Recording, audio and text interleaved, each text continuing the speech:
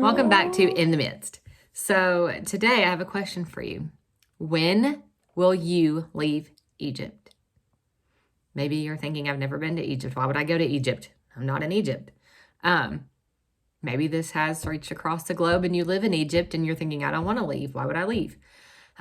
Wherever you are, this question still applies to you. So in the Bible, Egypt is a place of bondage. It's not God's will. It's not a happy place. It is mistreatment. It's just not somewhere that we want to be. But the children of Israel have found themselves there. I'm going to be in Exodus 3. So much has happened up to this point from Genesis 1 to Exodus 3. Lots of things have happened.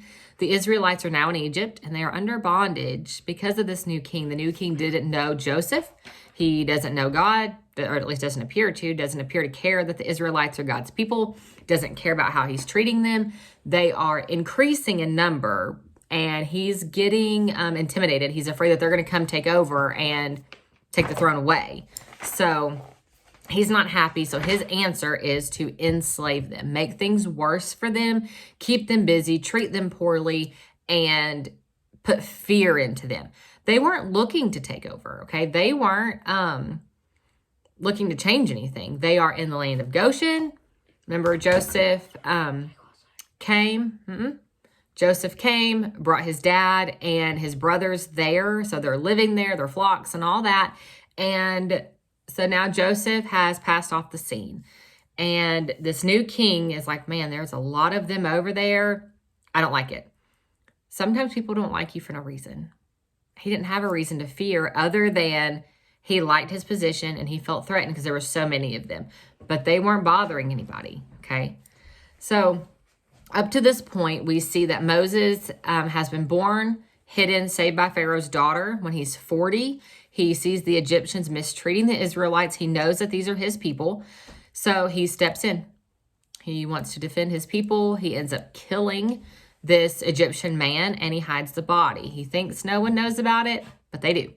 So the Israelites have been here about 400 years at this point. For most of them, this is all they know. This is their home. But by the midwives' actions, we see that there is a remnant left. The midwives feared God. They didn't want to kill the babies under the king's command. And we see Moses' mother who taught him the ways of the Lord. So even though we know this, we actually don't see any public worship of God. There's no feasts being held. We don't see a priest or anything like that. Not until later when God raises up Aaron, Moses' brother, to be the priest. So this chapter begins with God calling Moses by name, which is one of my most favorite things in this whole chapter because we see that's how God is. God is so personal. He knows our names. He calls us by name. He doesn't call us by our sin, by our attributes, by anything except for our name because he knows us intimately. So Moses was just a regular working man. Remember that he was keeping his father-in-law's flock. And then God comes to him and says, Moses.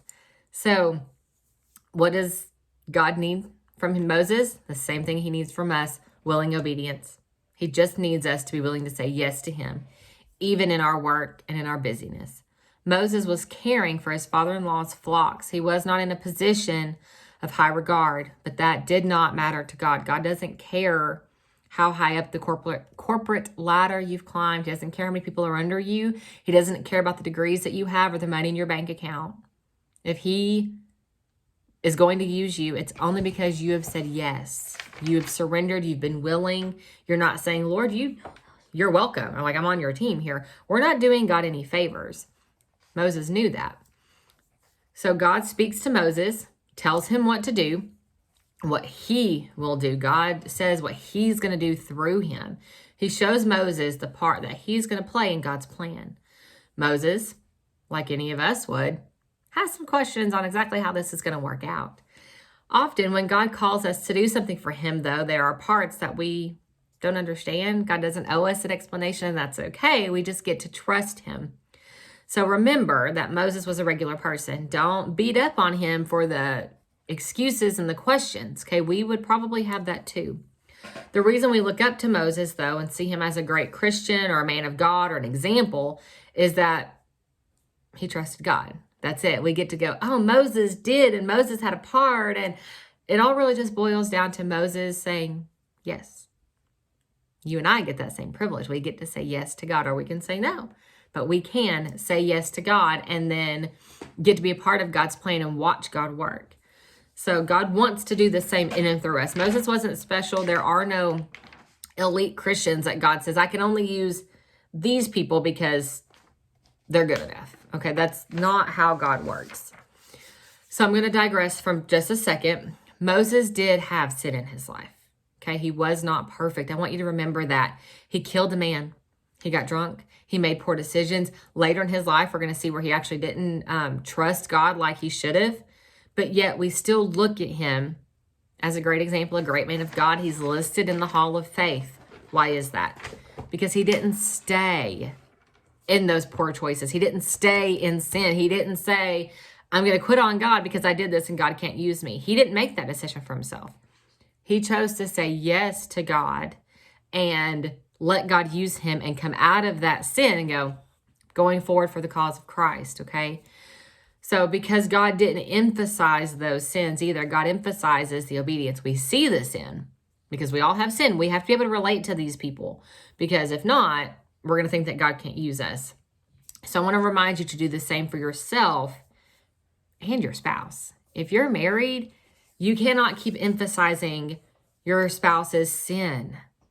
Yes, they sin. You've sinned. I've sinned. Okay, but we cannot live there, especially if your spouse is moving on and this isn't a continual pattern. There's a point where, okay, this is a problem. We need to address this. You have to stop. But don't keep bringing this up. We are not perfect, but we must learn to give grace and forgive one another. Ephesians 4:32 talks about this. So stop focusing on and highlighting your failures, your spouse's failures, your kids' failures. Okay, we cannot live here. Focus on the goodness of God. Focus on what he's doing in your life. And move on for Jesus.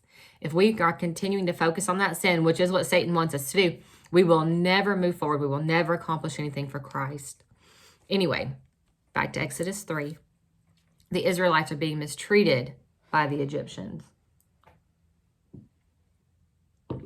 I want you to take some comfort here that God sees this. He knows this. If you're being mistreated, if you're struggling, you don't understand why, you're thinking, I don't deserve this, where is God? He sees it. He hasn't forgotten you. This is for a season and for a purpose. And we're going to look at why. God even told them before that this would happen, okay? So I want to remind you that their pain and their affliction were never unnoticed by God, and neither is yours. He was well aware of their situation the entire time. He could have stopped it at any time, yes, but he didn't. He is God. He has all power and all might. He could have chosen to just speak the word and wipe the Egyptians out all at once in a second of time, but he didn't. Okay, and that's what I want to look at today. Some of you are in great pain. You are in distress. You're in trials. You're in confusion. You're carrying heavy burdens, and I know that, and I am not going to discount that at all. I'm not going to say, it's not that big of a deal. It might not be to me, but it is to you, and it is to God, okay? And he sees you. Do you think that they felt unnoticed by God, that he had forgotten all about them? I'm sure they did, but he didn't. But we're going to see what God did. You might be asking why he is allowing this, and when will it end? And I think that's very natural to ask those questions, and that's okay. God isn't stumbled by our questions. He doesn't go, oh no, they asked why. What am I going to say? It doesn't bother him, okay? We're allowed to ask why. We're allowed to ask what. We're not allowed to demand an answer and charge God foolishly, okay? That's what we should not be doing. I want you to think of the Israelites. Put yourself in their shoes, in their place for a minute. This was their home, their normal, everyday lives. They didn't like it, but they didn't know anything else. This was just life. Imagine living in one place for 400 years, even though it's not the best conditions and circumstances, but this is home. And then someone that you don't really know comes to you and starts talking about a God that you don't really know and tells you that God said to pack up and leave. Even though the conditions aren't that great and you're being mistreated, would you really just jump up and leave? To follow a God you don't know, a man you don't know, just to get out of this position? How do I know you're not going to lead me to a more terrible position. Like I have no grounds, no reason to trust you. So even though God provided a man and a way out, they weren't going to just go, oh, okay, God said go. God does that for us. He could provide a way out. He could, show us, hey, get out of this situation, stop this sin, leave this person, leave this relationship, leave this friendship, leave this habit, this hobby. And we go, no, I know this isn't great, but it's kind of all I know. So I'm going to sit here because I'm comfortable. Some of us are way too comfortable in our sin. So there are too many unknowns. You've never been anywhere else. You don't have any skills other than constructing buildings for the king. You know you have food and shelter here. You know you have a job. You know this. It's familiar and it feels safe. Many of us are living in Egypt spiritually. We're in sin. We're away from God, so we don't really know him. We're not in church. We're not in church consistently. So when we pop in and out, that leader, this man that we don't really know, like Moses was, says to stop doing that, to leave this behind, don't partake in this anymore. And we go, but I like it, but I know it, but it's comfortable. We don't want to listen because doing anything different is scary. But I want to remind you that comfort zones eventually will bring death. We die spiritually. We don't grow. We stop trying, and it just does not bring growth and blessing. But we don't know where to go. We don't know God anymore, or we don't know God anymore. So therefore, we have no reason to trust him. This is a really big problem that we deal with today. And this is the problem in not being in church, not reading your devotions, not walking with God, is because the longer we're away from him, the less we know him. We don't even remember everything that we used to know anymore. We don't trust him. And then when things get bad and we hit rock bottom, we go, God, where are you? Help me. He says, hey, I'm right here. I never left. You left. I never left. Come with me. And we go, ooh, I don't know where that's going. And that looks hard. And I know this and I'm going to stay. But God, why don't you get me out of this? And he says, I tried. I'm literally right here. You just won't say yes to me. And then we get more frustrated with God as if he's not there when really we're the ones not moving. Many of us are choosing to stay. This is how the Israelites felt. We don't necessarily like our sin, but we can't imagine life without it either. They didn't like their situation, but they couldn't imagine anything else. So to get them to a place of being ready and willing to leave, God had to go through a process of the plagues. If they were always treated well, they never would have left Egypt. They never would have went to Canaan land, to God's will, God's place of provision and blessing. The problem is we think we can stay in Egypt, and because we got here and maybe God led us here and let us stay here for a minute, that he has to bless us. Even though he said to leave, even though he said, this is a pit stop, I'm taking you here. I'm going to lead you here for a minute. I'm going to take you here. This is the place of blessing.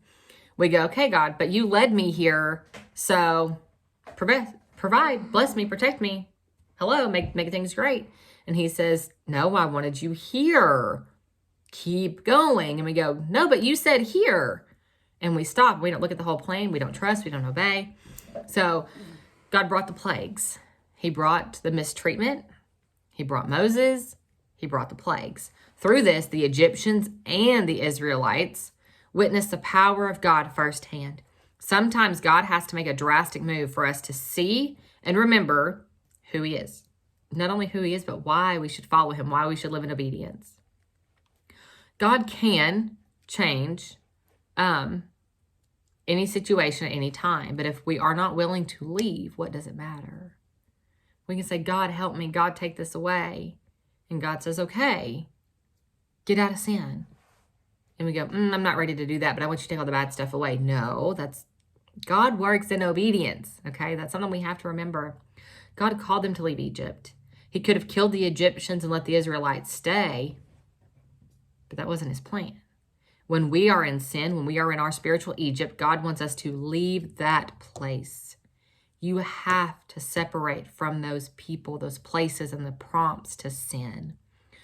Sometimes it's finding a new route home from work so you don't drive by that bar, that liquor store, that person's house. You have to leave Egypt. Maybe you have to find a new job because your dealer works at your job and that's how you met him. You have to get away. Whatever it takes, separate from the things that keep pulling you in. The Israelites lived here for over 400 years. wasn't easy to trust a God that they didn't know, to follow a man that they didn't know, or to leave the only home they'd ever known. It wasn't easy. God never said it would be easy. But they did it. And so can you. They trusted God. They left. And so can you. You can break the cycle of sin. You can be free from the things that are holding you hostage. You can leave your spiritual Egypt. You just have to be willing to do it. This is why we have the Bible. We get to see that we're not alone in our struggles. We're not alone in our sin. We're not alone in our hurt or our confusion. We're not the only ones with questions. We're not the only ones saying, God, I can't do this. And God says, yeah, you can. Through me, obey. We get to see God use ordinary people to do extraordinary things. We get to see God break the chains of sin. And then we get to see him provide and care for us when we leave Egypt. When we get to that place of promise, when we get to the land, we get to this point over here where God said, this is where I want you to go. This is my will. That is when we get to experience his blessing. That is where we find the abundant Christian life. He is worthy to be trusted. He is faithful. He loves you. He wants what's best for you, and he sees your situation. He wants to help you. But if you're not willing to leave, don't be surprised when more things come, when we get more uncomfortable, we get more distressed and confused because we're not obeying. God is trying to get us uncomfortable, to get us to move to action, get us to move in faith, following him to where he wants us to go. Leave Egypt. It's not worth it. It's not worth being there. It's not worth the sin. It's not worth the heartache. It's not worth the confusion. Whatever it is, if it's a boyfriend that you shouldn't be with, drugs, alcohol, illicit sex, whatever it is, leave Egypt. Get in the Word. Okay? That's where you are going to find help. Get close to the shepherd of Jesus Christ. Let him lead you in paths of righteousness. Just say yes to him. Follow him today.